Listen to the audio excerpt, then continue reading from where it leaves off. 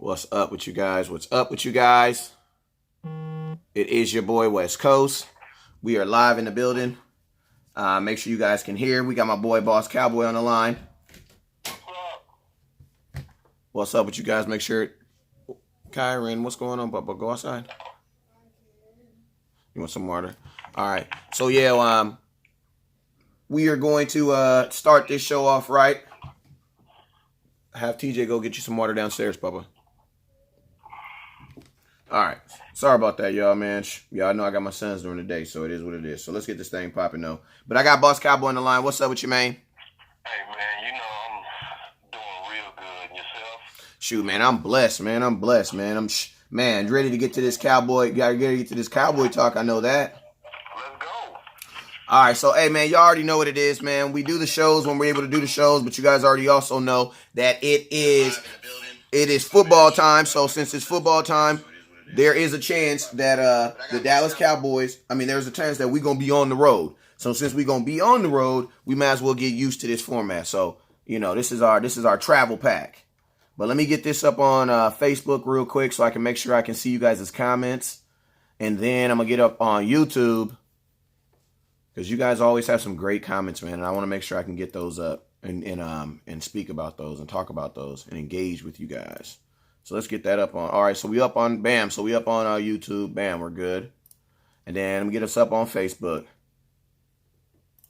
Boss Cowboy, how you doing today, man? Man, I'm doing real good, man. Just kind of watching the panic that I knew was going to happen over Dak. And just kind of watching these tea leaves unfold. But got my feet kicked up. Not concerned. Well, that's good. That's good. That's good. Well, hey, are you able to see the stream? Are you able to see the stream so you can give some shout outs? No, but I trust our faith alone. So Boss Cowboy, how you doing today, man? Look at my boy Kerry, go be on Buddha. Joe Katrina for sure. And I'm kicking shout outs right now off the top of my head. Marcy, I would have definitely assumed she's on. Man, forgive me if I don't say your name, but I already know our lawyers are there for sure. Absolutely, and they are in the building. I'm sharing to a couple. I'm doing my part and sharing to all the Cowboy groups. Make sure you do your part and tag a couple friends that need to hear this Cowboy knowledge so they can get themselves educated, man. So, man, yesterday the Dallas Cowboys kind of put it out there, or via Jane Slater, someone that we trust a lot here at here at Dallas Cowboy Scouting, put out a text message that said that Dak Prescott was turning down $30 million and, in fact, was going to be countering with $40 million. Now, $40 million per year. Now, I kind of gave you guys my take on it yesterday, and you guys did a really good job of supporting that video, and I appreciate you guys for all the shares and the likes and the views. But while I got Boss Cowboy on the line, Boss Cowboy, I want to know what was your first reaction when you saw that? What was your first thoughts when you first saw that article, and what do you think it pertains to? Go ahead. Man, when I first heard it, I didn't believe it. I promise you, man. The guy came to me and said, Dak wanted $40 million. I said, man, Dak didn't ask for no $40 million. That was the first thing I said. I said, stop. And he went through his phone, and he said, look, Dak is trying to get $40 million. I'm like, oh, my God, bro, no. So the first thing, and then I, started, when I heard this from James Slater, the first thing that I thought is, oh, man, she got planted with a poison pill. Mm-hmm. So and what I mean by that, it was news that was fed to her to sway public opinion against Dak, and she rocked with it, but it was bad information. Because West Coast and I did the numbers maybe 2 hours ago, and y'all know we really talk percentage of cap. We don't just talk total whole numbers like most and say this 35 or 30 and 28 and 40. Everything really should always be calculated according to percentage of cap, because that's the only way you know if a contract is fair, especially because the cap goes up every year. You have to do it according to percentage of the cap so that you can know if it's way out of the norm or not. So I'm going to tell y'all right now, there is no way Dak Camp came back with an offer of $40 million, which is 21% of the cap, which more than likely will be a record in terms of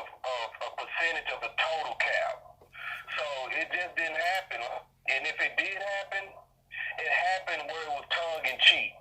So almost like this, negotiations to where somebody come to you and they give you a ridiculous offer.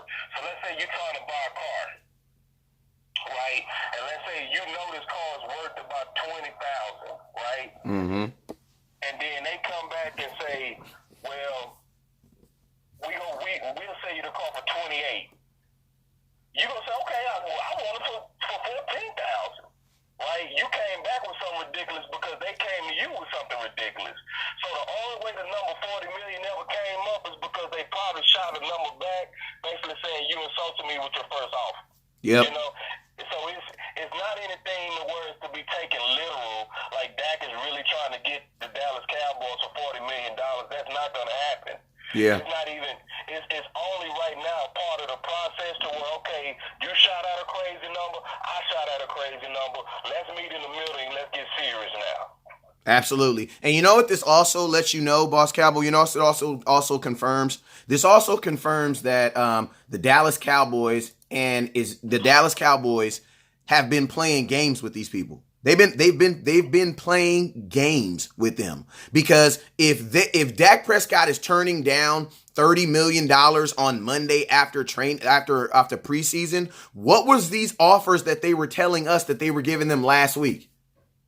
That right there confirms to you that they weren't last week when they were talking about giving them contracts that would make them top 5, that they were not telling the truth. They weren't telling the truth. Yeah. Because if that was the case, it would have been reported then Dak Prescott turned down $30 million. No, but they didn't offer him $30 million until probably Sunday. Right. And it's expected. It's like, if there was a chance for 30, I would say in April. Bro, there was a chance for 28. When Nick Foles signed for $22 million, you could have gotten him right, man. You could have went to Dak right there and be like, yo, a Super Bowl champion just went for $22 million a year. Dak, I don't give a damn. I like you better, way better than Nick Foles. Way better. I'll give you 26. Then you say, but then you look at Dak and you say, wait, Dak. God dang it, Dak. How many divisions did you win us? 2? You know what? I'm going to give you $1 million for each one. I'm going to give you $28 million. And you know what Dak's going to say? I love you, Jerry. That's what you're going to do. I always thought 30 would be the absolute bottom, because when you do a percentage of the cap from the other franchise quarterbacks that was enumerated, all of them really kind of averaged out around 29 or 30. You know? So there's no way I would be Dak and say, okay, Matthew Stafford in today's cap from when he signed his deal would be worth 30 today. Jimmy Garoppolo would be worth 29. Like, so that's why I always thought 30 would be his absolute bottom, because when you compare him, because a lot of people, they messing up when they try to compare his resume to like a Russell Wilson, or when you try to compare his resume to Aaron Rodgers or Tom Brady. But compare him to other franchise quarterbacks that don't even have playoff wins. Most don't even have playoff appearances or even a game, and they all broke records. So I think they had a chance to do it around April when Wentz was hurt. And he was saying he was hurt. Yep. April 15th, he said, I'm getting there. And that was 4 months after he injured his back.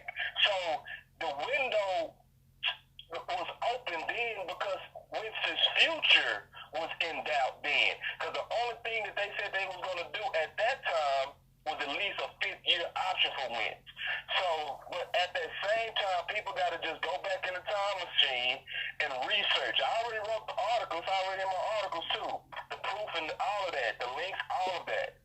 But Steven said himself, April 5th, this is a key date. Dak must take a team-friendly deal. That's where he messed up.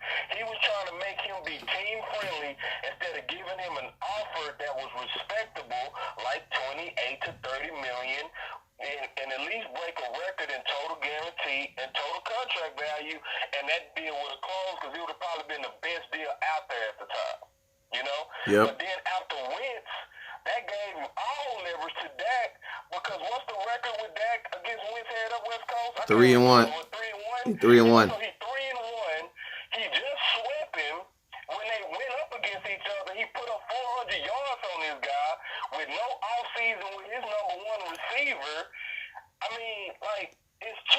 resume just too bad. It's way better than Wentz at this point.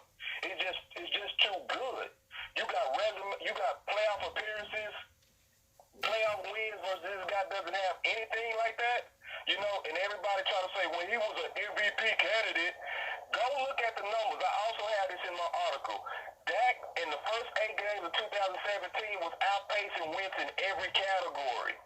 Every category. Until Tyron Smith went down, Zeke was suspended, Lee was injured, and we lost Dan Bailey. He had a personnel crisis all happened in that Atlanta game. So if you're going to say that one was an MVP candidate, the other guy's numbers was better than the MVP candidate, so you have to give it to your own quarterback. Yeah. Because of a better overall performance.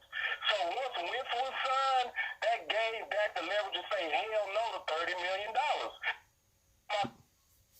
Yeah, that's why I've been on all of my videos that I've been releasing and anything that I've been putting out, the tone that I've been letting you guys know is Jerry Jones absolutely played this wrong. One, they waited too long.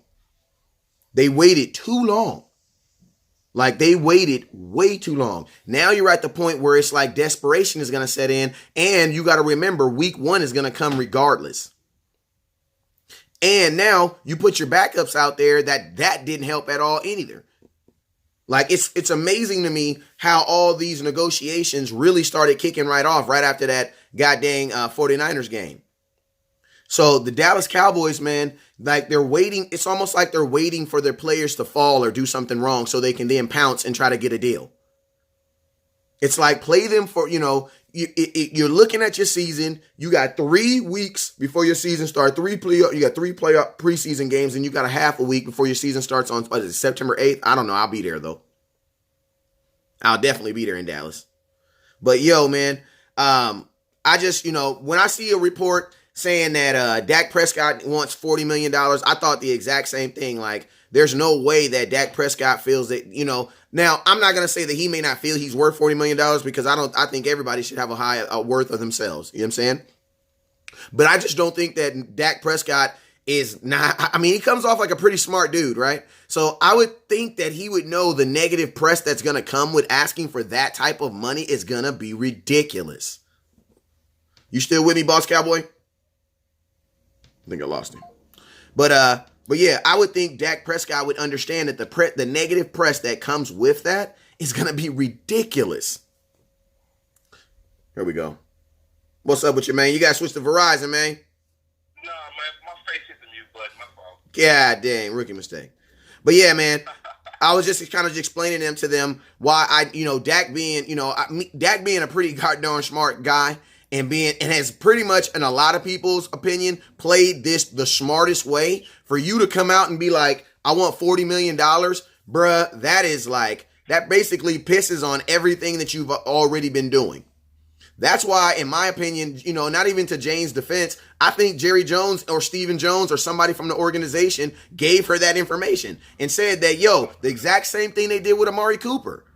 Like, they put in the media that Amari Cooper's contract demands were too high. Then Amari Cooper comes out via Calvin, what's his name? Curtis. Yeah. What is his name? My dude. Watkins. There you go. Comes out, says, I never said that. Yeah. I never said anything like that. Yeah. So, this is a real messed up game to think. Go ahead, man. Oh, no, you're good. No, so that's what I was saying. Like, that's what I honestly think happened. I believe that Jane, I know Jane to be very reputable. When I interviewed her, that's actually what we talked. That's actually what I asked her about being like, necessarily independent, but also, being close to the Cowboys. Like, how do you vet yourself? And the main thing that she said is she's not about making headlines. She allows them to do that.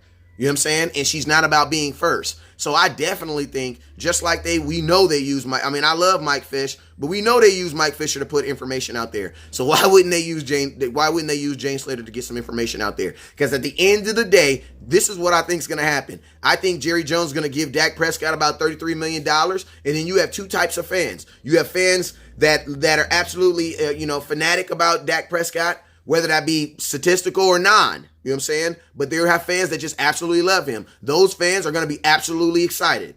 Then you have fans who, for whatever reason, whether it be their infatuation with Tony Romo, whether it just be their infatuation with just whatever they feel about Dak Prescott, are going to look at it and be like, well, dang, at least he didn't give him 40. Jerry Jones saved us $7 million. You know what I'm saying? So the spin on this for Jerry is ridiculous. You know what I'm saying? Either way, he wins.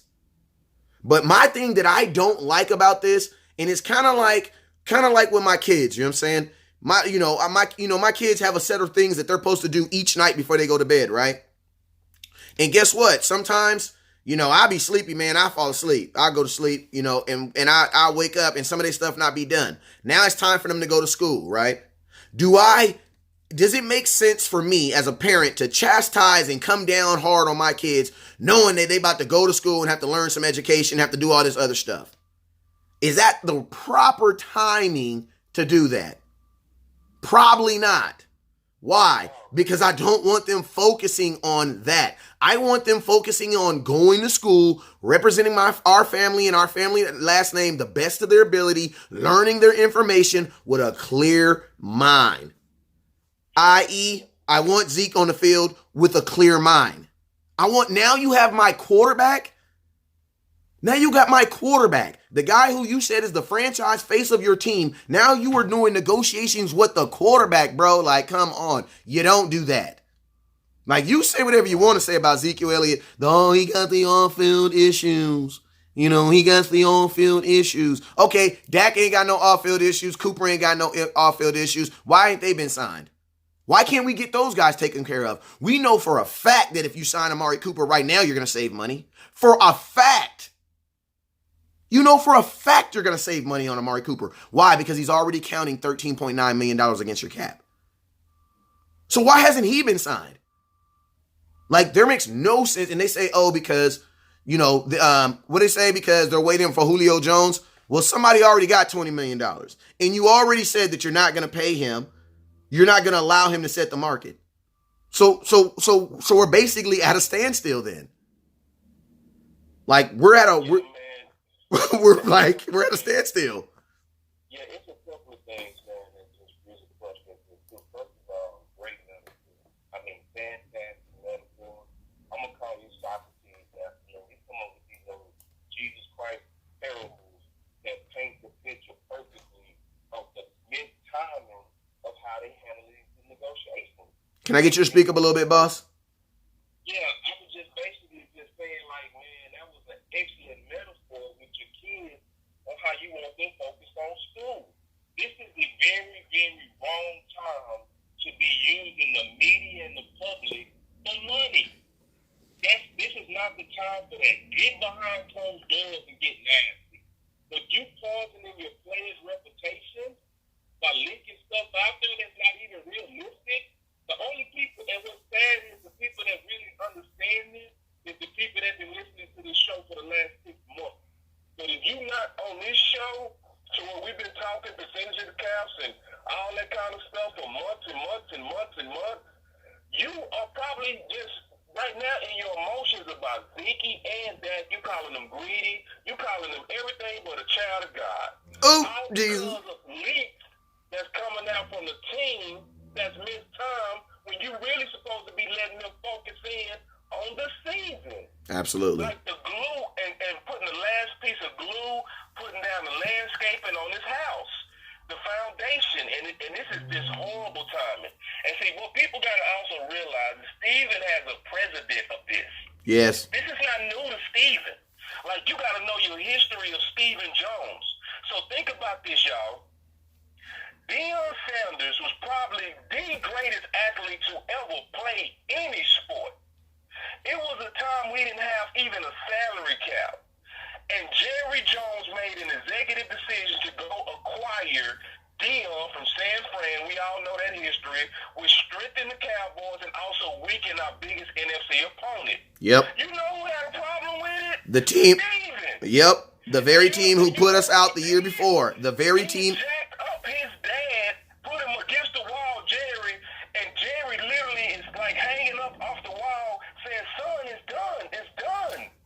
So what does that tell you? He has sometimes an issue to where he gets so caught up in trying to win the budget war that he forgets that the war you're supposed to win is in the Yeah. Like, I want you to win too on the budget, but that's not the war we're trying to win. We're trying to win a field war, not the war on money right now. Exactly. And if you are going to go all out war, you know what you do? You do that in like April. You do that in like January, March. You do that then. You do that then. Why? Because it gives you ample time to replace these guys if it doesn't work out. So basically what you're saying is if the finances don't work out with these players, our season is basically in jeopardy. Right. Right. And let me say one more thing to that. Now, we got to listen to what they say. Steven said, go back and listen to the very first press conference in training camp. He said, we like doing our deals during training camp. You have to ask why. Because what they trying to do... Stay right there. Wherever you are standing, stay right there, boss. That's the best you sound all day. What they trying to do is they trying to run out the clock on players, and they're assuming, oh, you know, they gonna want this money so bad, they ain't gonna want to miss out on game checks. You know, so they gonna go ahead and take this deal. But see why they trying to play the players? They playing themselves. You know, and that's really happening is that they figured, okay, we gonna wait to training camp, we gonna get them to where we can sneak over, have a conversation with them without their agent, and say, hey, baby, like they did Tank, got on the phone, snuck past the agent, got the deal done. But see, right now you're messing with chemistry.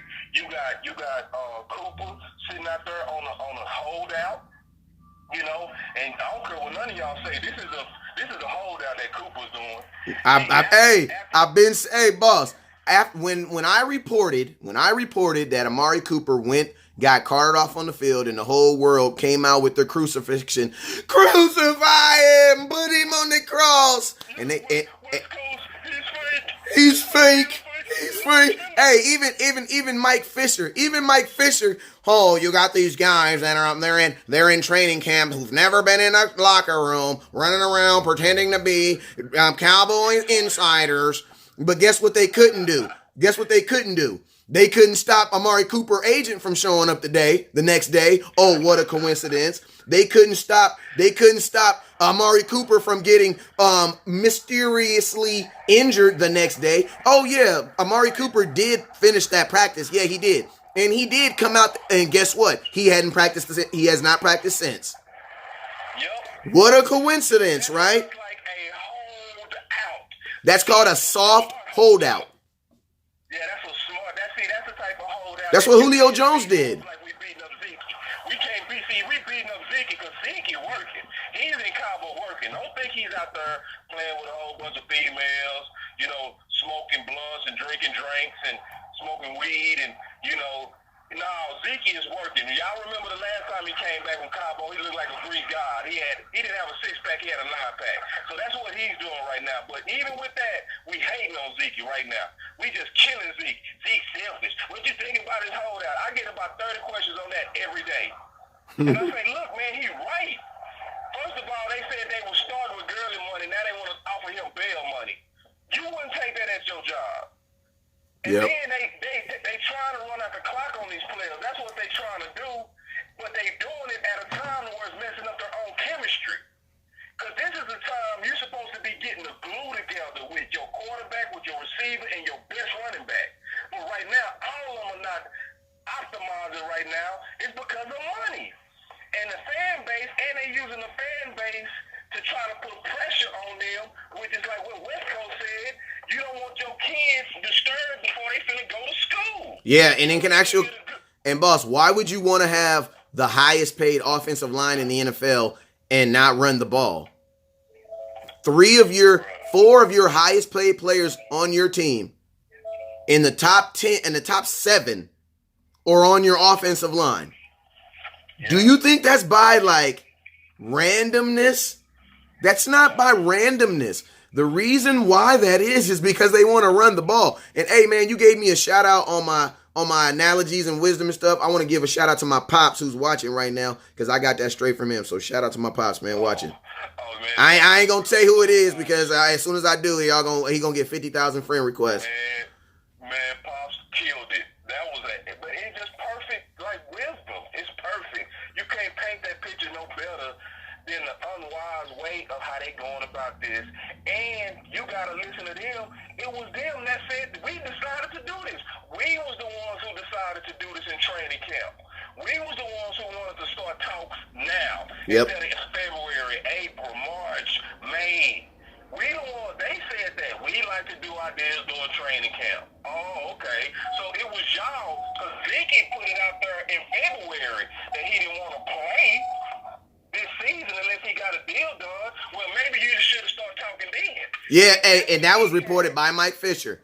And it's funny because you know it's so funny that they tried to put that out there. They tried to put that out there that Ezekiel Elliott, oh, Zeke's been saying it since February that he wasn't going to play with a contract. They tried to put that out there to demean him. But when I looked at it, I said the exact same thing. Well, damn, if they've been telling you for 4 months, why did y'all wait till training camp to get it done? That's ridiculous. And then think about this. Y'all so disrespectful. Oh my God, y'all so disrespectful. Some of y'all owe Zeke an apology. You want to know why? Because he told y'all in February, the management, that he was not playing without a contract, and that boy still showed up for involuntary workouts. He still showed up. Yep. Y'all wrong for that. I don't see how this is Zeke. Bro, you left Zeke no options.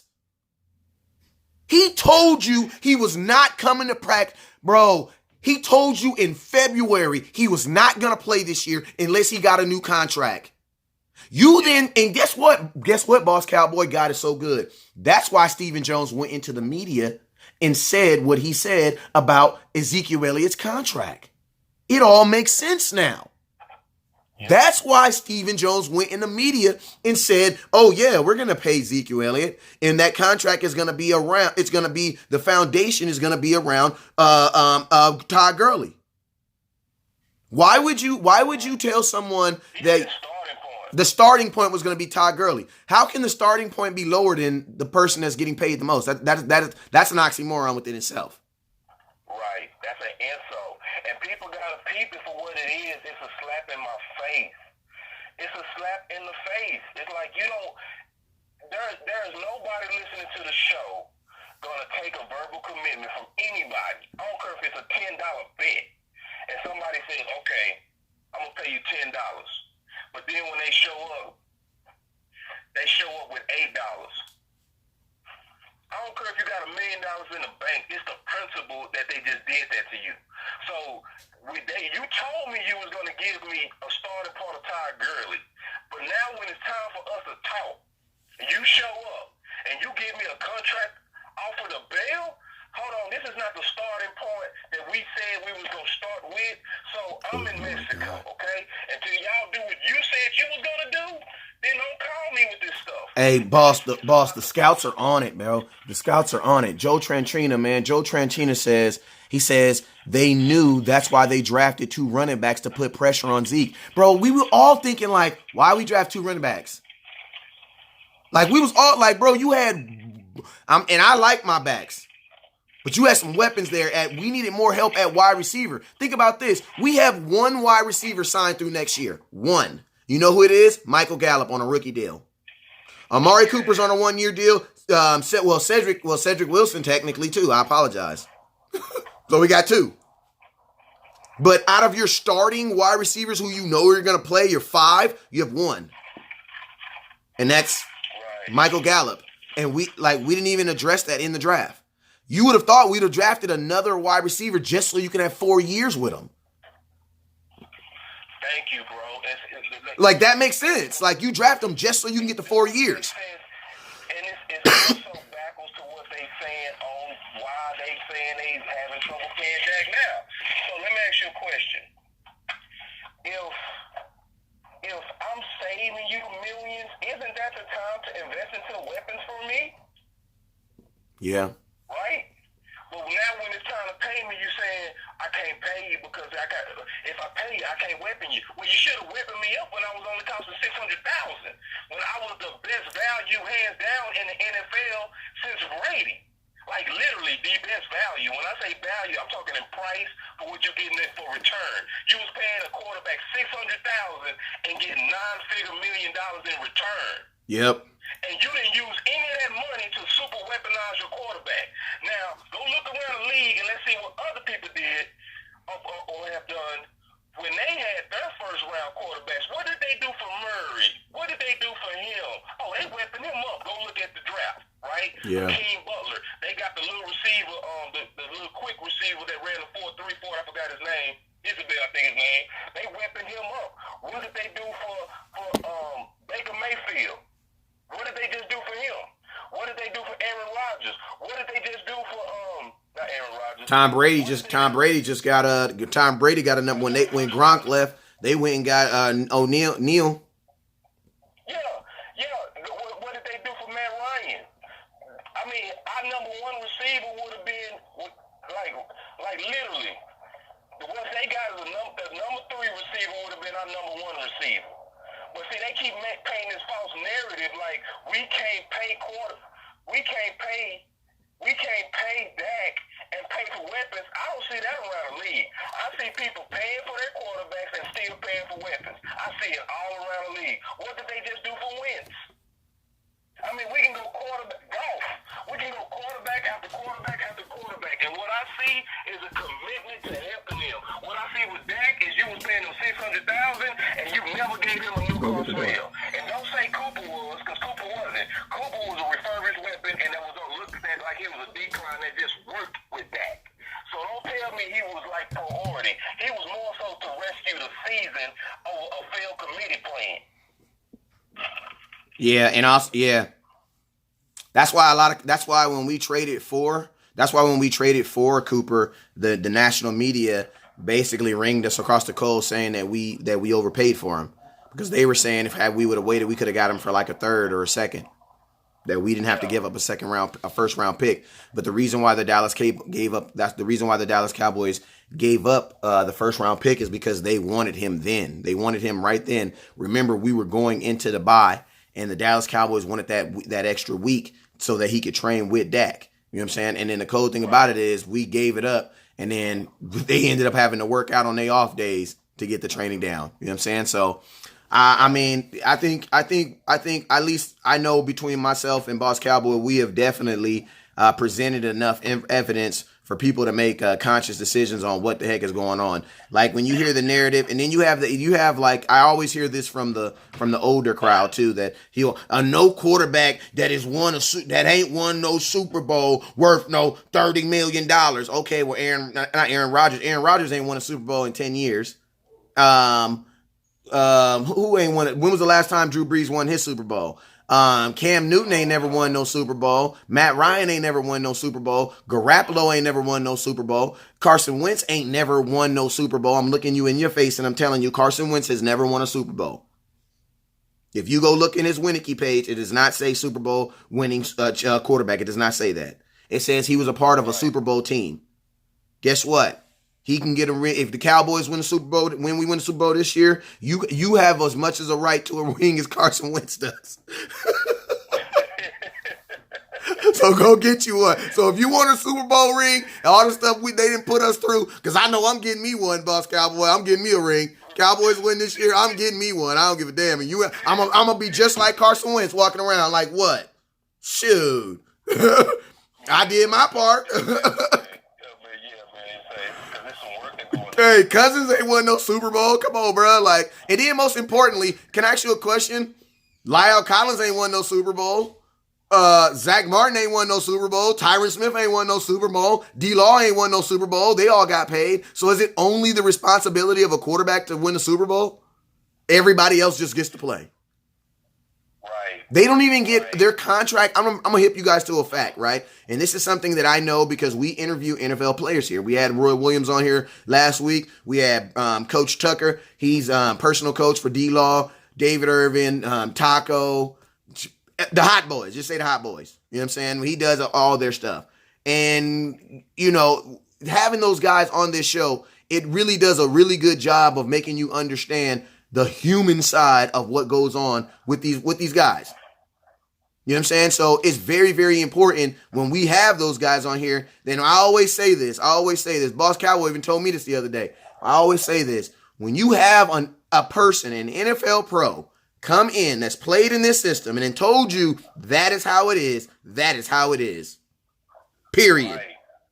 Period. Period. And see, and West Coast, it's a couple of things that's a privilege to us in terms of us being able to interpret tea leaves. And we should all take advantage of this. The fact that we have 3 or really 4 major contract negotiations that was going on at the same time, Tank, Cooper, Dak, and Zeke, this gives us a better window of how they're doing business, especially together. Because if they're isolated, it's easy to make any one of them the bad guy. Yep. But when you're looking at the strategy that they're doing on all of them together, how can you not see the pattern of who the real bad guy is in this stuff? Because you don't want to. Unless you're not paying attention. No, because you don't want to. Number 2, you just don't want to, I agree. And number 2, this is the thing that I hate hearing, bro. I hate hearing this. It's just business. Like, we giving billionaires a pass to do bad business. There's a certain thing as bad business. Slavery was business, but it was bad business. You don't have to be a tyrant and evil, and I'm not saying the Dallas Cowboys are. I'm just saying that in my analogy. You don't have to do bad business to be considered a business person. Yeah. You don't have to try to get over on people and put their name in the mud to try to win. Yeah. And see, because West Coast said this before the show. We was just talking, and he said, bruh, you can't expect everybody to get over bad business dealings, man. Yeah. And I was like, you right. Like, meaning, he was saying, which is an excellent point, you can't just do people any kind of way and just then turn around and say, hey, man, we was just doing that because it's business. And you understand, we cool now. I paid you. No, I remember you hit me low. You hit me before the bell. It's a whole lot of fans that's mad at me because they think I tried to get $40 million out of y'all. And you'll never get that back. I.e. Dez Bryant. I.e. Dez. After he held out, there are fans who never liked Dez. Again, you want to know why? Because they said, he's not loyal. Well, when does Jerry got to be? Why wasn't he loyal to Allen Hurns? Like, why isn't Jerry loyal to half the players that he cuts? Why wasn't he loyal to Roy Williams when he made Roy Williams in the heat of the summer walk around the city of Arlington knocking on doors, telling everybody, coming out, inviting them to the stadium, and then he cut him on the phone while he on contract? And didn't even offer him a pay cut. Didn't even offer him a pay. Yeah, this is a guy you drafted in the first round. Five-time Pro Bowler. Yep. Like, and then think about this. Roy Williams at one time was the highest, for 2 seasons, he was the highest selling jersey Dallas Cowboy wise. Why do you think there is a slew of a generation of Cowboy fans that only have Roy Williams jerseys? Like, there's a whole generation of Cowboy fans that only have Roy Williams jerseys. You want to know why? Because he was the only person good. And then after him, you start getting Tony Romo. Let me ask you a question, West Coast, real quick. So, what does that do to when you out there trying to do a deal and you need the public and your name is muddy with some of the Cowboy fan base? Does that mess with your money? Yeah, it messes with your money. Anything that casts you in a negative light, bro, like, that's just real. Like, people don't get over that type of stuff. They test your loyalty. I mean, like, that gets. It's people that literally believe right now that Zeke is a piece of crap because he's holding out and he's not loyal, and they believe it. They mad. They real like mad. It's people that really believe Dak went out there and tried to get $40 million, 21% of the cap. They believe that. And so you know what they doing? When they go to the store, they say, no, get the LV jersey. What the hell? No. Get the LV jersey, son. No, I want Dak. No, get the 55. For it. So any kind of branding recognition and jersey sales or anything Dak might do in the future, it's some people out there like, I am not buying Gannon yogurt. And you better not put those damn Yeezys on. But it really is some stands like that. It's really like down Cowboy stands that's really like gonna take action against negative press that was fake negative press. Exactly. And you never get that back.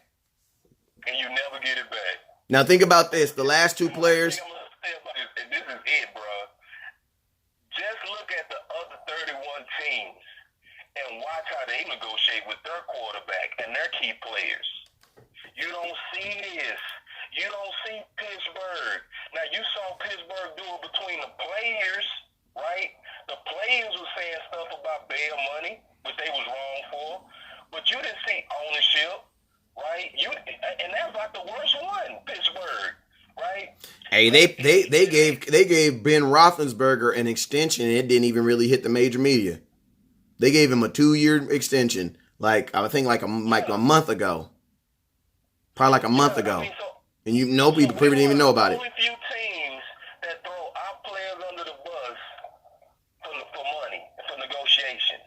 We the only team that I can think of when it was time for Matthew Stafford to get his money. Did you see Detroit putting out stuff? You know he don't really show up in big games, right? You know he won. You know he only have one winning season, right? He had one winning season. He had one winning season, right? You know you don't see that. They just get behind doors and they work it out. They don't muddy up their players' names. You didn't see Philly saying, well, you know, we obviously like Carson Wentz, but, you know, we have to look at the fact that 3 out of the 4 years, he's had some type of broken bone. Like, even his senior year, he missed most of that year and only really played the national championship game. So would you even give him the credit for the national championship game since he was his backup that got him there? Oh, if it was the Dallas Cowboys, that's how they'd be treating Wentz, and the public would be, like, with their TV torches out, co-signing that stuff. You know, so it's like, just look around and say, is this normal? It's not normal. And when it's not normal, we have to be the ones to call it out if we ever want our ownership to stop. It's like, no, we want to be a football team. We don't want to be a PR machine. Yeah, and shout out my boy Richard over there on YouTube. Shout out Von Fashion on YouTube. Solomon, how you doing? Tamara, how you doing? I appreciate you guys. Remember, please support the YouTube. Go over to YouTube. If you're on YouTube, type in West Coast Cowboy and hit that subscribe button. Make sure you guys hit that like too. Let me give myself a like because I like what you said too. But yeah, man, it's just these Cowboys, man, and I think that is the thing that most. I mean, I'm optimistic. I was very optimistic when there was only one person getting signed. You know what I'm saying? But now you got to do all three. And it's like, I don't see why they didn't throw themselves a bone or some leeway by getting one of these guys on their side by signing them. Like, I didn't get that. Like there's nothing, there's like, you know, the timing for Dak Prescott to try to get a deal or try to get something reasonable is I think it's past now. You know what I'm saying? The more you allow Mike White and Cooper Rush out there to show their talent, because that's what the players are actually seeing. Like, we're reminding you of the stats and stuff that's happening in the past with Dak Prescott.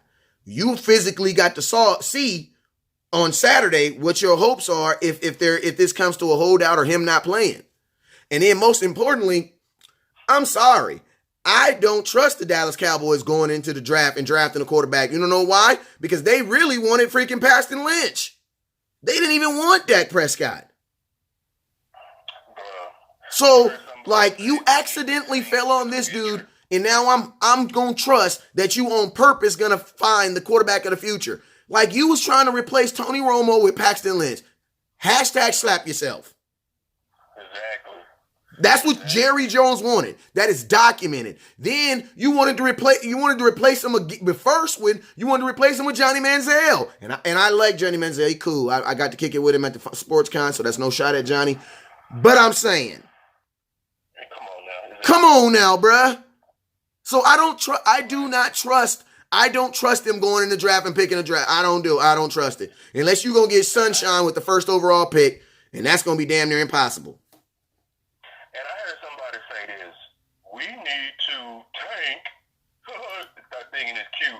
We need to tank, like Tank Lawrence, tank to go get Trevor. Do you know what you have to do? You have to lose almost every game to even have a chance at him. Just hope everybody understand that. You literally have to just. So you take an all-in year and tank for the hope that and let's say even if that crazy idea was to happen. What if Trevor's first year is Goff's first year? What if his first year is Wentz's first year? So now you didn't sacrifice 2 years. You done sacrificed 2 years. See, we look at what Dak accomplished in 2016, and we act like that just happens, With every rookie. With every rookie that comes in, you think that happens.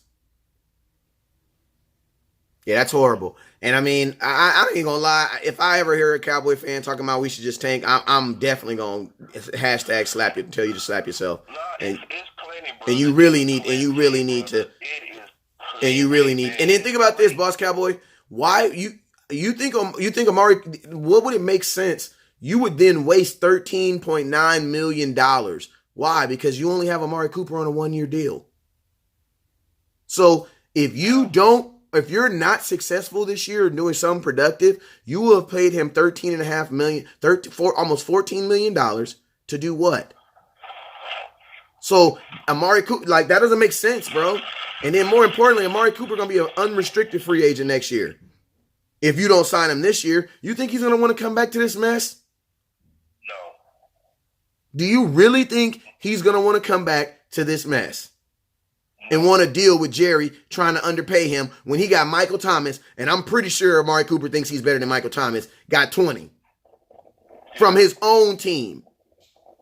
Right. Amari Cooper knows for a fact Dallas will never give him 20.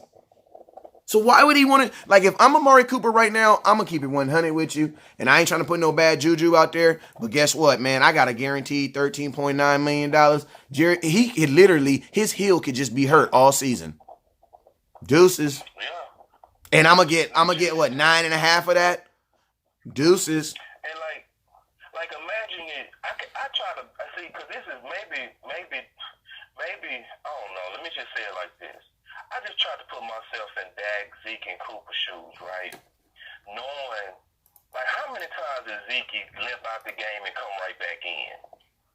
Sure, dang, Washington like twice. For Dak had an optional choice to play week 17 without his best protection, and went out there and guys that want to hurt him with the Giants and won that game, right? Cooper, no offseason with your quarterback, don't know the playbook, but yet get in there and ball out. And you hear your VP say to the public, I want to put these guys on prove-it deals if they don't work out a deal now. Prove what? Yeah. They've already proven it. Especially Dak and Zeke. Cooper his first 2 years for sure, but he had a small little dip in the Raiders for whatever reason, right? And rebounded out quickly with Dallas. But the people that's been really consistent primarily was first Zeke in terms of consistency, being Dak.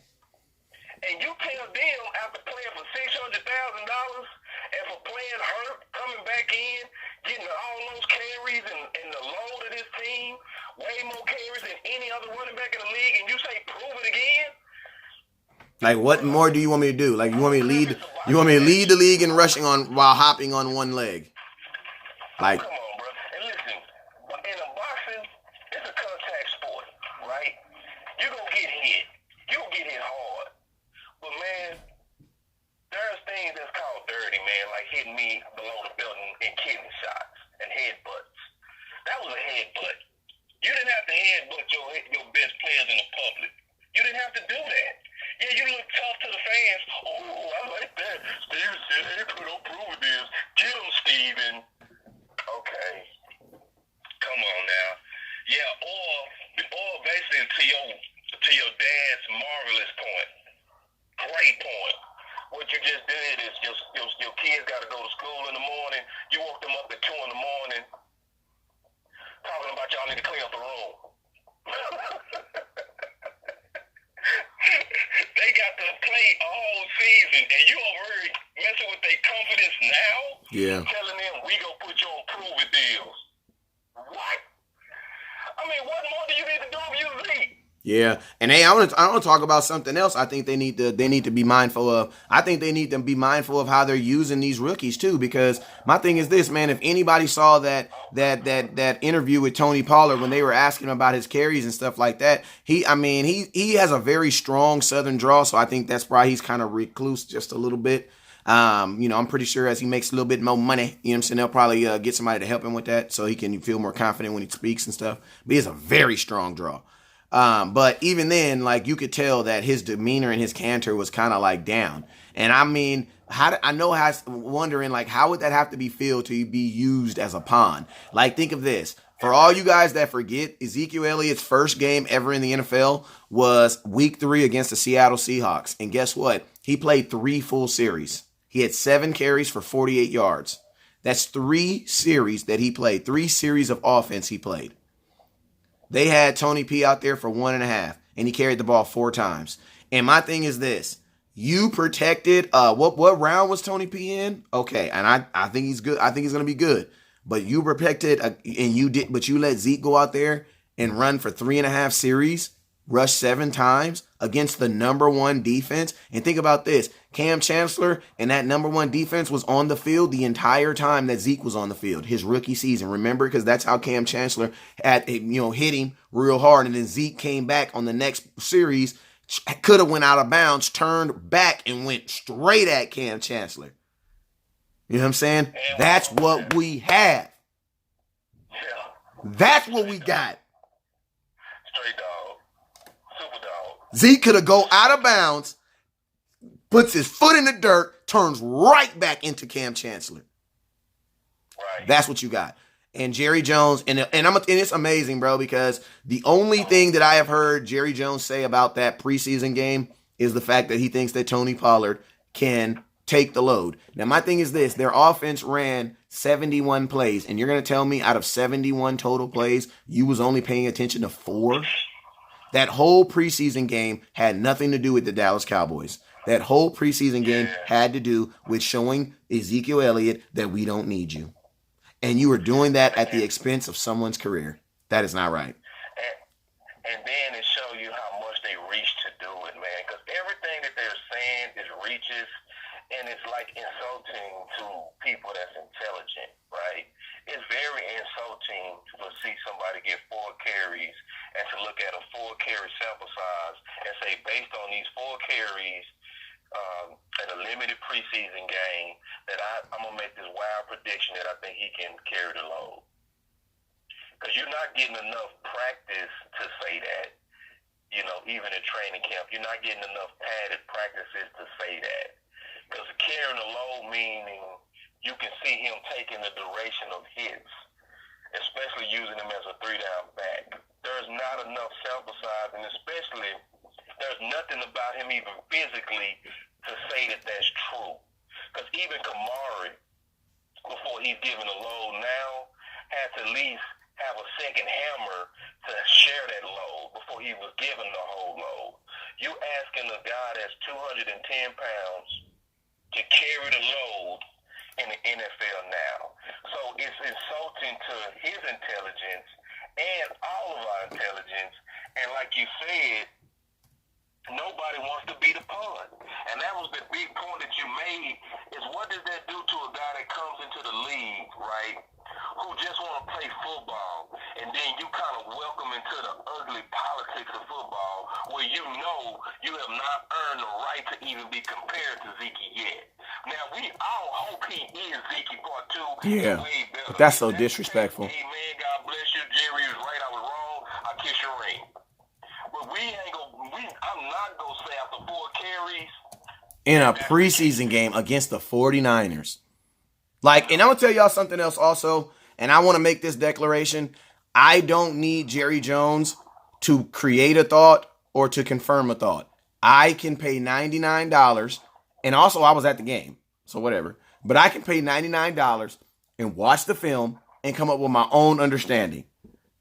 Like Jerry Jones, there's no way in heck that out of 71 plays, he saw those 4 plays, and he said, I believe that he'll be able to carry the load. And then my thing is this, Jerry Jones, my thing is this. If you believe that he can carry the load, why aren't you getting him ready to do that? Like, if he's going to be your starting running back, why aren't you getting him ready for that? Like, that doesn't make any sense. Because that preseason game was not about Can Donovan Wilson get an interception? It wasn't even about that. He didn't even get a guy. Think about the guys who did play well in that game. Donovan Wilson, your defense. Your defense forced 3 turnovers. No love. Because it's not about them. Their defense is already paid. You know what I'm saying? We talking about we need interceptions. We need turnovers. Bro, they got 2 interceptions. Like, you know what I mean? Like, that should have been praised. That should have been celebrated. Right. But we didn't. Want to know why? Because it wasn't about them. There's nothing worse than negotiating with somebody who's not trying to be fair. They're just trying to win. A lot of us go through this in relationships, right?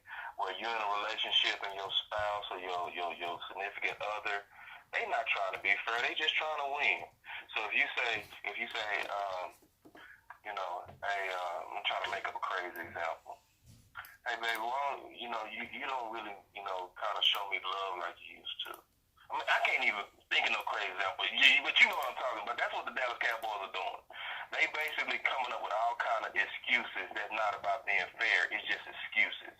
Like, you don't say in the public, it's not about 3 guys, it's about other players too that we have to pay. Yeah. Now, if you don't think that sounds logical, but if you give it 2 more thoughts and just ask this question, who is up and coming in pay, and is their value worth the triplets? That's an obvious no. Yeah. It's an obvious no. People be like, but we got to sign Byron Jones. I'll be like, no, we don't. What the hell you mean? No, we don't. No, we don't. We don't. If Byron Jones... Like... Byron Jones is risking the triplets, then you do what you did when you got rid of Mo Claiborne, Carr, and Church, and replace them all with drafts in one draft. You just do it again with Will McClay. You go to Will McClay and say, be the genius that you always are, be the personnel guru you guy that you always are, and go find somebody for Chris Richard that can be molded, and just do it. That's what you do. You don't risk the triplets over Byron Jones. You don't even do it over Jalen Smith. Nope. You want to know why? Because you drafted LVE, so that lets you know that you can get linebackers at 19. Exactly. You got him at 19.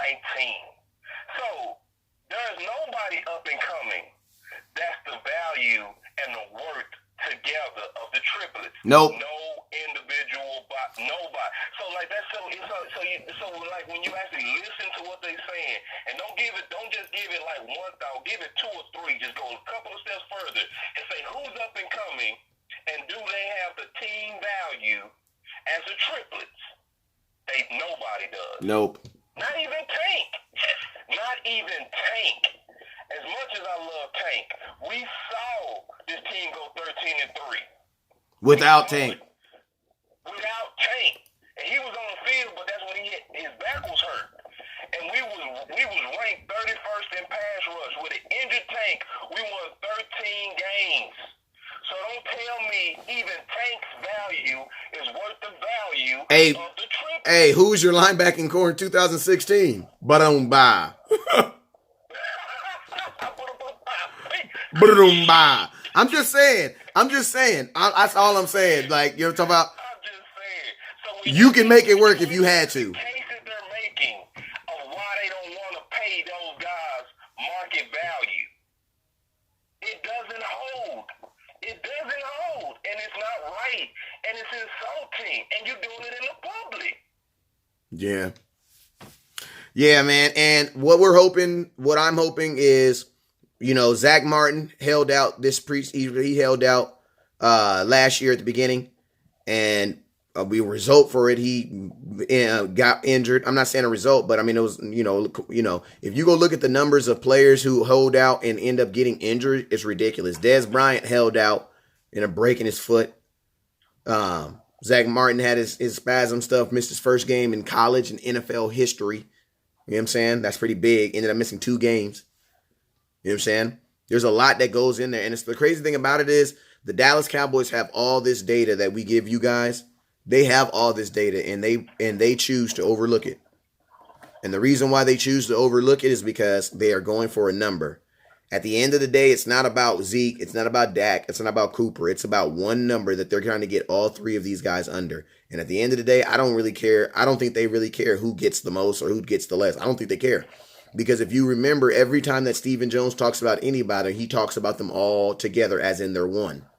You know what I'm saying? Like if you have triplet babies. See, it's a difference if you have a 4-year-old, a 6-year-old, and an 8-year-old, or an 18-year-old. If I go to the store, I'm going to get my 4 and my 6-year-old, but that 18-year-old better figure it out. I'm hungry. You got $20? Hell, you got they got allowance around here.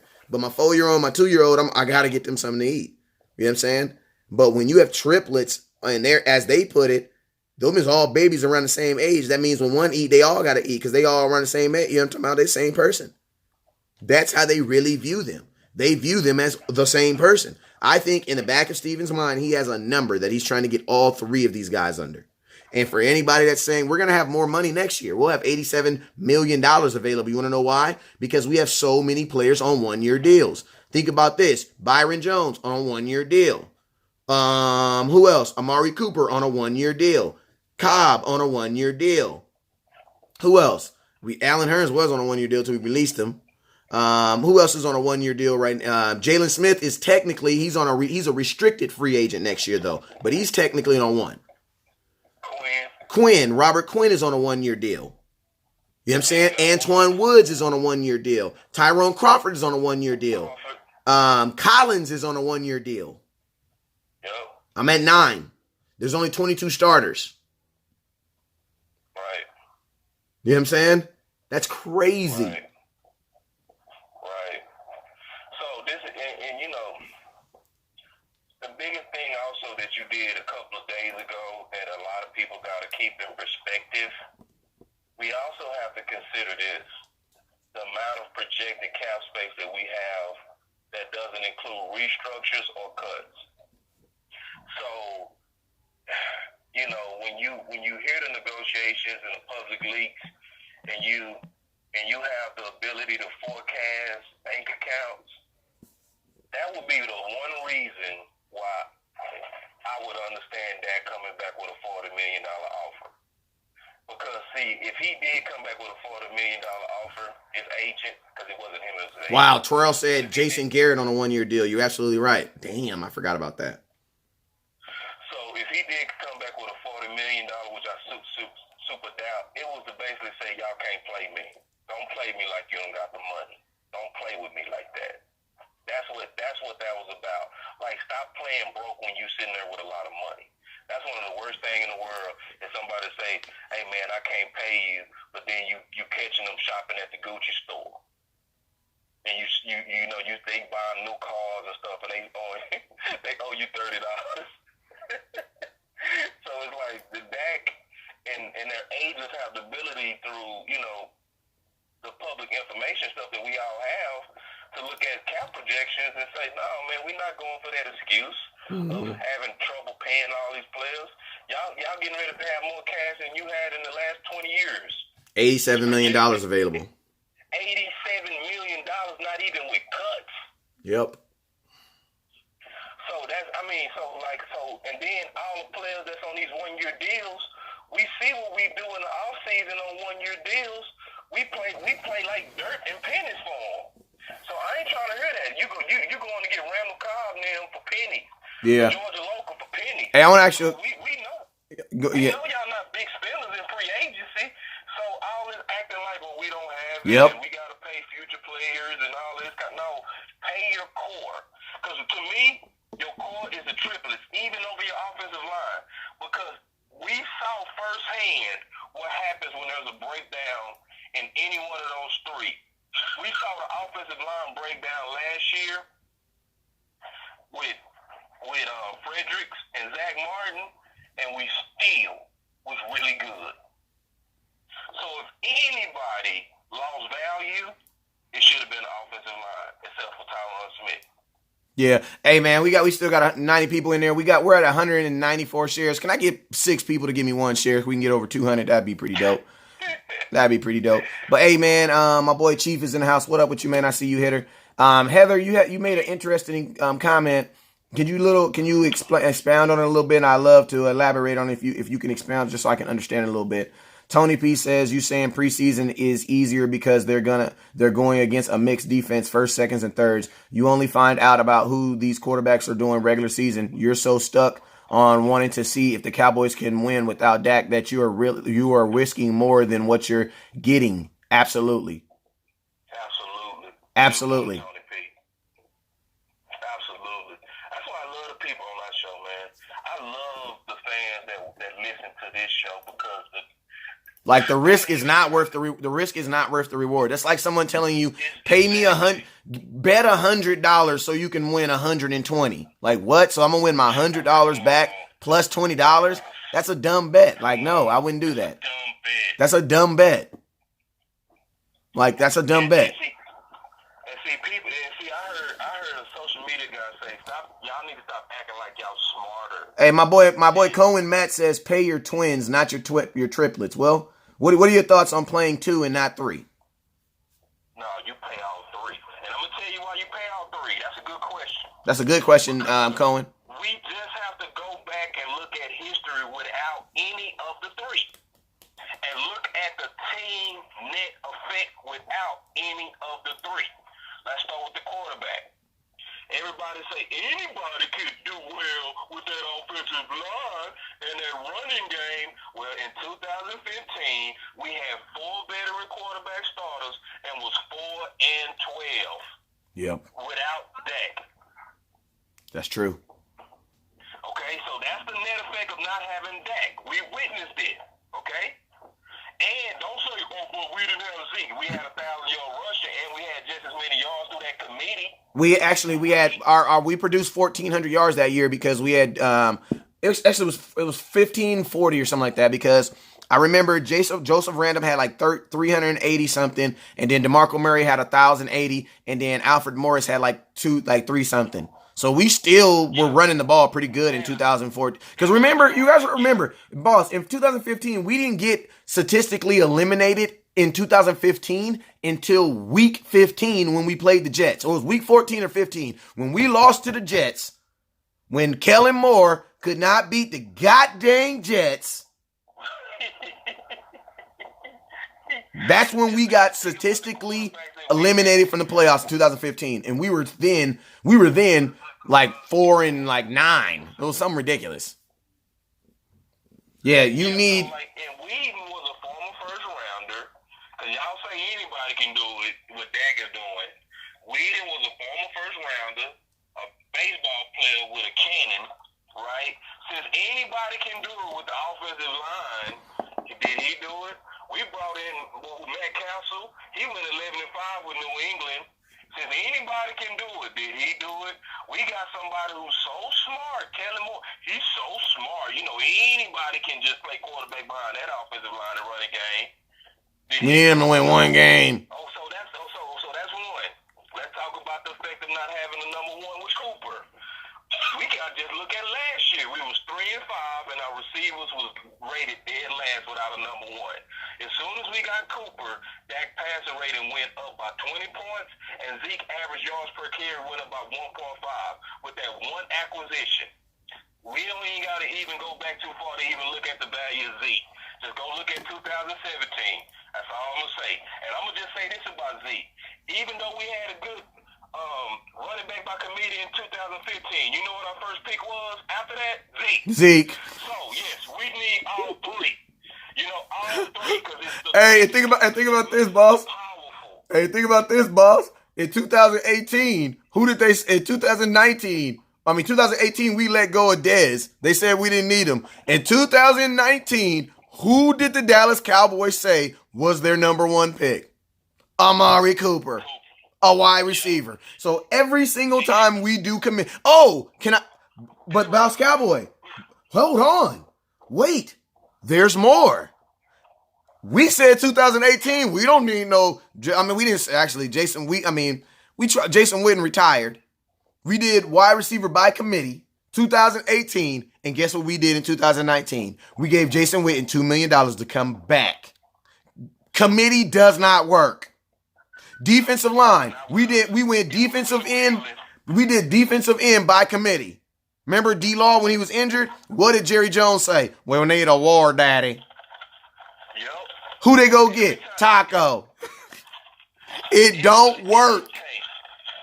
Every time, see, it works for certain teams. When we say committee, it's delusional. Whenever the Dallas Cowboys are trying to sell you on how good this committee idea is gonna work with us, because see, in order for committees and stuff like to work, you have to have great coaching and great. Or you can have a committee like Julio, like Atlanta. Atlanta wide receiver by committee works in Atlanta. You want to know why? Because they have Julio Jones, they have Calvin Ridley. They have a tight end who led their team in touchdowns in Hooper. Like, that's a committee. Minnesota can do it. Minnesota, by all means, can do wide receiver by committee. You want to know why? Because they have they have Diggs, they have Thielen. You know what I'm saying? So yeah, you can do committee, but you can't do committee with. I mean, you just can't do it, man. And I'm gonna be honest with you. As 2008, I don't like dropping names like that. Saying them, you know what I'm saying? But as you can see, it didn't work. The committee approach don't work. With us, like, I don't want to say it doesn't work, but it doesn't work with us.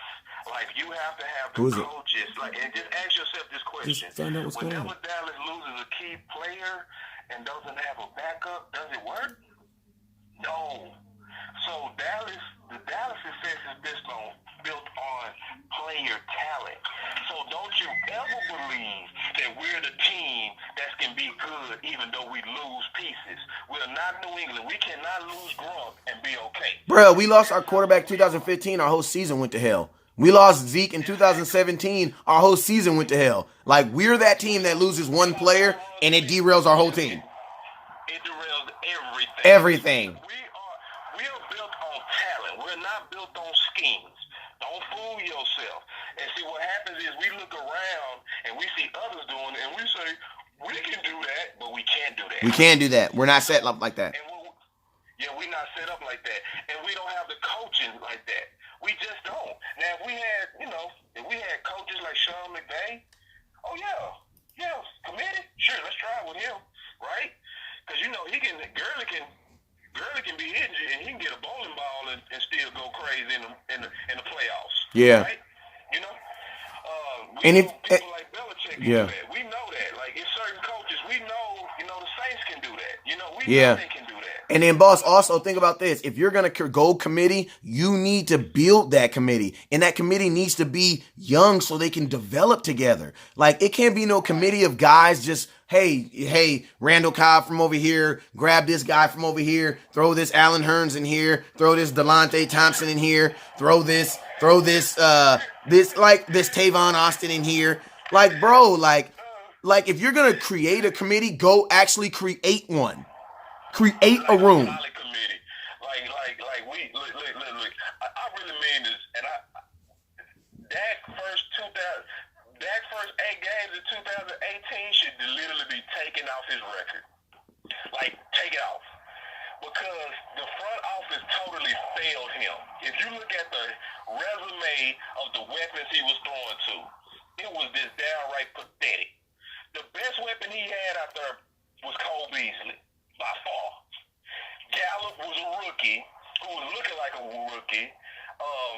Jarwin was like a third-year player that was looking like horrible, at least for 8 games. Then you had Rico coming off a concussion, and you had Schultz, who looked like at first he didn't even belong in the league, and I'm still wondering if he belongs in the league. That was his tight ends. Then go to his receivers. Allen Hurns was coming off a bunch of soft tissue injuries, who played outside, haven't played outside as a number one in quite some time. Then you had Thompson, right? And then you had Cole Beasley. We was ranked 30th. And then when we performed, we was actually ranked last in yards of separation. That's what Dak was working with. Yeah. And that's what we go back and say, oh, but we can do committee. We should be the team that every time we hear committee, we should all go to altar with tiki torches and say we're going to burn it down if y'all try it. Because we have proven to ourselves that committee is one of the biggest killers of Dallas Cowboy potential. Yep. If anything, we all should be for get the talent in the building. Stop fooling yourself like y'all so smart that y'all don't need talent. We heard this last year with this. We don't need this. We can go receive by committee. Hey, no, his actual statement. Hey, boss, his actual statement is, and I'm gonna tell you right now, in this hand right now, there is as many number one wide receivers as in my hand in the NFL. There's only about 5 number ones in the NFL. Well, guess what? We went 3 and 5. Like, this is the thing about the Dallas Cowboys. Like, let's not forget that this is the same Dallas Cowboys who hired Paul Alexander and then was like, yeah, he sucks, let's fire him. Then you put Mark Colombo in there, and guess what? The offensive line actually gave up more sacks under Mark Colombo. And that is factual. I know people are saying, no, West Coast, we got better under Mark Colombo. No, we won more games. But the Dallas Cowboys, it's so funny because everybody talks about the Atlanta as the Dallas Cowboys offensive line's worst game, but it wasn't. Statistically, the worst offensive line game that we've ever played was the Saints game, where they gave up 7 sacks. And Dak still completed, 22 passes or something ridiculous. In a row. Yeah, and they called that a bad game. But you want to know why nobody knows about that game or thinks about that game? Is because we won. When you win, it's a huge Band-Aid. If we lose that game, you know what you're talking about? Jason Garrett did not adjust. Oh, my God. Did you hear how many times Dak got sacked? Oh, my God. Yeah, that's what happens. But Dak still got hated on that game because of that missed throw to Gallup where he was too cock-strong after running for that first down. And then he jacked up, and then Gallup was open on that, too. But that's the only thing most people focused on. Most people don't even know he broke a franchise record that game. They don't even know that. And when you think about our quarterbacks that was in this franchise, not just Romo, but all the historical franchise quarterbacks we have, it's just amazing. Just going back to that question of should we pay 2? No, we should pay 3. Yeah. Because this team, and I'm going to say it like this, go back not even just to this team, look historically at the Cowboys and say, when were we always at our best? Historically, we run off triplets. Aikman never won a game when he just had 2.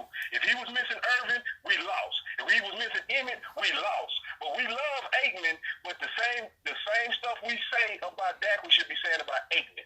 So when we be saying Dak needed everything to be perfect, then obviously Aikman did too. Because he never won, not even one game if any one of those guys was missing. Yeah, and hey, just to give some feedback on my Alexander comment, Tyron Smith said they vocalized and said that they did not like Alexander's methods, the way he was doing things. So he did not even have rapport with the team, with the players. So I don't think that they were using his methods. I just think that the offensive line did not play good. Like, they didn't play good in 2017. It's just that nobody was really paying attention to it until it was like bluntly obvious.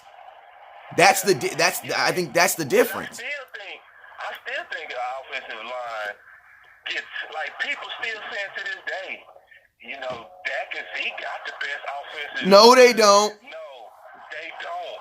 If you look at performance, if you look at resumes and accolades, yeah, they do. Sure. But if you look at actual performance, no, it's not true. We was ranked 17th overall in offensive line play when we fired Pollard last year. Yeah. You don't have that many All-Pros and Pro Bowlers and have a rank of 17 and be top in sacks, but you call that best. Yeah. No. We was even in 2016 when people say Dak had the best offensive line. No, it wasn't. It was the Raiders. The actual team, it was the Raiders. People don't even know that, bro. It's crazy. The team, go look it up, that gave up the least amount of sacks and pressures was the Raiders. It was not Dallas.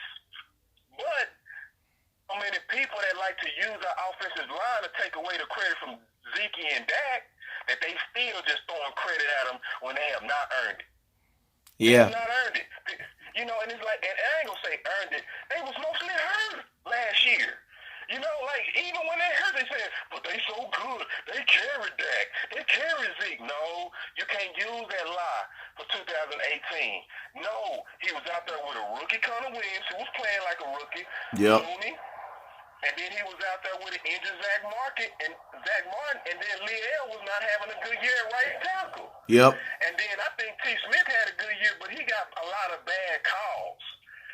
So statistically, and then he also, like every year, gonna miss about 3 games. Guaranteed. So guaranteed. So it's like the stuff we say, we only really saying it because we hear other people saying it. We don't go look for ourselves and analyze for ourselves. You're like, the team that's the second worst in sacks can't be the best offensive line. I always say that too. Like, bro, how is that possible? They gave up 56 sacks last year. Then someone says, yeah, but I heard 15 of those were on Dak. I'm like, okay, well, that's 41. Now you're 7th. Congratulations. Right. And then especially early, when you know your receivers, it's out there, y'all. It's in the Bleacher Report, okay? I'm telling you, the information is out there. Everything we're saying is factual. The average separation the first 8 games was 2.2 yards of separation per target. You're going to get sacks when your receiver's not getting open. I'm going to just tell you that right now. Unless you just want Dak to throw interceptions and just try it anyway. Is that what you want, right? Is that what you want? You want him to throw to covered receivers? That's so true. That's why I say the first 8 games, that was like, damn, he go take sacks because them balls wasn't getting open. And if you notice, that's why his fumbles were so high too in the beginning of the season too. He was forcing it. He was doing too much, and that's Dak's fault. I'm not gonna give him a pass for doing too much. Sometimes you still gotta be smart with the football, even though it's tough. But we gotta analyze the whole game, in my opinion. We just say stuff without thinking, like, man, it was just Dak's fault. He just hold the ball. And see, when people say that, I say, listen, unless you're looking at the 22, which is the coaching tape. So when West Coast said it so fast, a lot of people didn't hear it. When he said, all I do is invest $99 and I can watch the tape for myself. You notice he didn't say I can just watch the television? Yeah. No. He said I paid well, this is what he was saying. I paid $99 for the same thing they got. And I can now look at the whole 22 players on the field so I can really analyze, was that a smart sack or was they covered? Because there's a such thing as coverage sacks. You ever heard of that term? Yeah. Coverage sacks, that mean the quarterback couldn't throw because everybody was covered, so that gave the defensive line pressure to get to him. So it's stuff that we say. So going back to the offensive line, we were still bad. And especially his first 8 games, it's a reason why he took so many sacks. You just got to think about it, So, but going back, like, to the way that Dallas is handling his business, at this point, I'm just praying with all my heart, West Coast, that we not revisiting the Deion Sanders, Stephen Jones debacle. Because, I want y'all to think about this. What was the main reason San Francisco beat us when we was trying to four-peat? It was because Deion Sanders was playing against Michael Irvin, and Michael Irvin didn't really get going into the second half. So, Stephen Jones, over a budget issue, was not for signing Deion Sanders. And even financially, it was smart. It was very smart. And I'm going to say this too. Because the entertainment value of Deion was exponential to Dallas. So and so a lot of people say this foolishly, West Coast. They say Dak not worth $40 million. I'm gonna tell you right now, if it's about worth, Dak worth $60 million. If we go use the term worth, if we don't say worth, see when you say worth, we talking about a return on investment. So you have to think about what is the return on investment for a quarterback with over 13 national endorsements and growing. You'll make the money back. Oh, you done already made the money back. That's why it would have made sense to get Earl. That's why overpaying on Earl Thomas would have been okay, because with Earl Thomas being from Texas, you going to the University of Texas, being from Texas, you would have made so much money off of his jerseys. Money. Oh, yeah. And you're just saying jersey. You would have made so much money off of his jerseys. Shoes, Dannon. Think about the cancer campaign. The women that watch football because of Dak, and I ain't saying women watch him because they think he's sexy. He's basically like the national campaign for women under the Dallas Cowboys. He did a sports thing for women only that was packed, right? So remember how much money the league invested in the cancer and had all the men wearing pink out there for cancer awareness? Dak is basically the face of that now because they're not doing that anymore. So if you think in business, Colin Cowherd said that, people that analyze the numbers and the worth of, return on investments for advertising and stuff like that said Dak right now, and just year 4 is generating $125 million for the Dallas Cowboys a year. And we saying he's not worth $40 million. Let me ask you a question, West Coast. If I could give you 4 cents and get back 10 cents every time, how many times would you give me that 4 cents? As many times you'll take it. Exactly. So if I'm getting back $125 million, I would pay that $40 million in a heartbeat if we talking worth, right? Now, if you're talking football, yeah, he's not worth $40 million, right? No, he's not. But when we say he's not worth that much, it depends on what you're talking about. You're talking about business? If you're talking about business, oh yeah, he absolutely is. Matter of fact, yeah, because you got to see when you're looking at worth, then you got to look at him as a commodity. You got to look at him as Drake is paying Drake his $2 million fee to have him perform worth coming to an event. It would be if you can get the people in there. Why? Because you can sell 80,000 tickets for $300 and make way more than $2 million. So then you're talking about commodity. Him as a commodity. Him as a, you know what I'm saying? You're not talking about him as a player. You know what I'm saying? Right. So it's some of the terms that we use. It's just not. We don't think through them. We don't really look at the whole thing because see, that's why baseball contracts are so big because they look at the whole value of a player. They look at everything. Every dollar that comes into a team, they say why. They look at everything in baseball contracts. Because I researched agents. That's why I know a lot about this stuff, because I was researching one time, the best agent in baseball, and how he was able to generate those contracts. See, we think they going in there talking about wins and losses. No, they coming in there also talking about this is what that Pepsi deal is worth that Dak just did. This is also what that Adidas. This is what Dannon is bringing you, Jerry. This is what, you know what I mean? And you mean you gonna come to him with $30 million? Why do you think Aaron Rodgers got 19%? Aaron Rodgers got 19% because he's the only market value to Green Bay. Yep. He's it. If you lose Aaron Rodgers, you lose State Farm, you lose all those Green Bay exposure opportunities. You lose it all. So Aaron Rodgers basically went up to them and said, I'm going to hold you hostage. You're going to give me 19% or I play. And they said, damn, we got to do it. Because another organization who did it too? The Los Angeles Lakers with Kobe Bryant. A lot of people was wondering why did the Los Angeles Lakers play Kobe Bryant so much money toward the end of his career those last 2 years, and it was simply because it was more. They made more money with him on the court than it did in them actually trying to build a team to get him to the playoffs. And that's why, you know what I'm saying? And that's why they paid him so much. Man, they knew Kobe Bryant. I mean, Kobe Bryant was like one of the 4th highest paid player in the NBA his last 2 years in the NBA. And why? And they were not trying to build a team around him. It was about keeping them fans in the stands. And that's something you got to equate. And they take in consideration. I just think Dallas Cowboys are overly taking in consideration of that. This is 2019, man. You could be like West Coast and get on the internet and get it cracking yourself. Like, you don't need Jerry Jones to be, to saying we're going to pay you less because of the opportunities that you may have. Like, that's not cool. That's not, I should still have the opportunity to choose the opportunity. Right. And they're taking that choice away. And they're also thinking about this. They're not taking in consideration how much money you're going to make them. Because this goes 2 ways. Yeah, you're going to make a lot of money. Guess that means I'm also making a lot of money off you. Just that's why I understand college athletes and their petition to want to get paid. I get it. An education gonna cost you what, $200K? Well, I'm gonna tell you right now, if they win a bowl game, it's like $15 million. Bruh, I remember my first game in college, man. It was like a rock hit me, bro. I'm serious.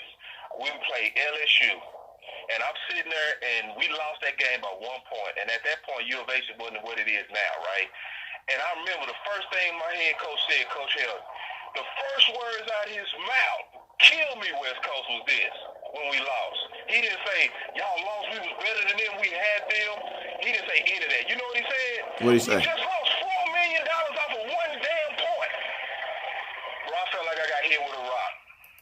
When you know what your scholarship is worth, and you heard this man just say one game was worth $4 million, and you say, wow. what? No, y'all should be paying me better. You know what I mean? You know? Yeah. And a lot of people gonna say, "Nah, you was on a free ride." Anybody that says a college athlete's on a free ride, you never played. Exactly. You never played. Cause you work. You're in studies and stuff more than 8 hours in a day. Like that's why I say you don't. Oh, Jesus Christ, we studied film 4 hours a day, man. We studied film 4 hours. And then you still got to go to class. Freaking hours, and you still had to go to class, and that wasn't including practice. That wasn't including study hall. Talking about 12, 14-hour days, man. 12 and 14-hour days. Bro, I remember not having a week off in 4 years. I was always doing something football related. Always. Not sometimes. Always. You know, and even your school was football related because you have to have so many hours. So let's say, I ain't even get into that because we're talking about the Cowboy. But what I'm really praying though is this. Again, Steven, please God, don't be in your Deion Sanders moment to where you jacked up Jerry against the wall because you was just so focused in and locking in on the budgets. Please, God, please let him come to himself and say, you know what? If this is about 2019 or 2020, because the cases that he's making is, I'm concerned about 2020, but guess what? We going into what? 2019. He's more concerned with 2020 and 2021 than he is concerned with 2019. Yeah. Out his own mouth, if you listen to him, well, we got to pay other guys going forward. One of the wisest things I heard you say, West Coast, was this. And you're going to remember saying this, but you said it real fast, but it was super wise. You said, why is he worried about players that haven't even played yet, that ain't even due yet? What if they have a bad year? You worried about paying Byron Jones over one good year? Oh, my God. You worried about... You see what I'm saying? Yeah. Why are you worried about playing? What if guys play better than them? What if he don't come up to, you know? So you already, you know, just fully done paid those guys a year early. Yeah. And you already worried about it. No. And you already worried about it. I like that you're thinking about it, but don't be to the point with $87 million in the bank acting like that us not having Byron Jones is going to take the season. I promise y'all, everybody listen. Byron Jones is not a Deion Sanders, okay? He's not going to give you 6 interceptions a year. Like, he's not going to jump back there and play punt return and kickoff return. I promise you that. It's not going to happen. As much as he's a great player, we can lose him and be okay? He's a really, really good player. He's a lockdown on some, but he is not worth the value of the triplets. Hands down, and case don't make sense, and we should all have our tiki torches out, and we should be very upset at the noise that's coming from our front office, and the reasons why they saying they holding up the money on paying these guys market value, and they all deserve market value. Absolutely. Period. And the fact that Stephen Jones and Jerry Jones in the public are saying we're not going to break the market on these guys that deserve market. So don't wait till it's time for us. Because see, last year he was also saying something different. You don't say that's how the market worked last year. Because that's what he said last year talking about that. Well, that's the market. There ain't too much you can do about it. Well, you said that last year. Now when it's time to pay, now you ain't going to pay them the market. Yep. You said this year, we started with Todd Gurley. Now when it's time to pay, we not going to pay the market. Because Stephen Jones be saying what he got to say to get out of that interview. He will say what he has to say to get out of that interview. To get out of that, he'll say whatever he has to say to win that moment. That's it. Yeah. Just like Jerry Jones, oh, well, Dak's our Prescott, Dak's our quarterback, and we're going to extend him. Okay. And poor people like James Slater get fed a poison pill, which is basically like to make her credibility look bad because she's actually truly independent, right? So people will go at James Slater like, you was wrong on that. Who is your source? I guarantee her source was at the top, but they intentionally fed her a poison pill, which make Dak look greedy. Yep. Waking up the kids at 2 in the morning before they go to school. School meeting the season. Hey, y'all get up and clean up the room. Come on, man. They should be focused on the season. Yep. Just like Russell Wilson said, y'all have my contract done by April 15th. And this is what he said. Y'all have my contract done by April 15th because I do not want to even start OTAs with the noise of contract talks and the media foolishness. That's what he said. Yep. And guess what? Seattle came back at 2 in the morning, April 16th, and they said, we ain't going to do it April 15th because we don't want to make it look like you just ran us like that. But we going to do it on April 16th because you're right. We want you focused on football. And they paid him so that he can focus on football. So you know what he's doing right now? Kicking it with DK Metcalf. Yeah, you know what I mean? He putting everything into football, and he started his quest about football in April. We still bull crapping on contracts 3-4 weeks from the season starting, bro. Yep. This is crazy. Well, hey, man, you already know, man. But, hey, I'll be back on here. I got some things I got to take care of so I can try to get out of here. I'm trying to make it out there to training camp today, but I got to rearrange some stuff at 2:30. But make sure you guys tune in. Regardless if I make it out there or not, I will be doing a show at 4:30, so make sure you guys tune in. You guys, Boss Cowboy, let them know where they can find you at, man. Yeah, man. Yeah, I'm just getting ready to release a lot of articles. I just submitted them now. They usually take about 24 hours to turn around, might be 48. So I'm actually about 5 or 6 articles behind. They're written. I just need to post them. There's a lot of stuff that's current, and I'm going to be posting it on my Twitter. It's the only thing different than my regular handle. So my Twitter handle is at Cowboy_boss. But everywhere else you go find me at Boss Cowboy Sports, especially on Facebook. You ain't going to see me post a lot. I'm not that type to where you go get all the current information, but what you go get is good quality content. And you'll get information that's going to make you think, that's going to keep you ahead of things, and that you don't fall for this clickbait stuff that's out there that's really just trying to get us to stir up our emotions and make us actually be on the wrong side of history. You're not going to get that from Boss Cowboy. Absolutely. And, hey, man, you guys already know who you're watching, man. You already know who you're rocking with. It's your boy, West Coast, man. I appreciate you guys for tuning in and watching. Make sure you guys tune in today, 4:30. We'll be live for another show, man, and we'll be talking some more Cowboy sports. You guys already know what it is, man. It is your boy. Never look down because the star is up. Peace.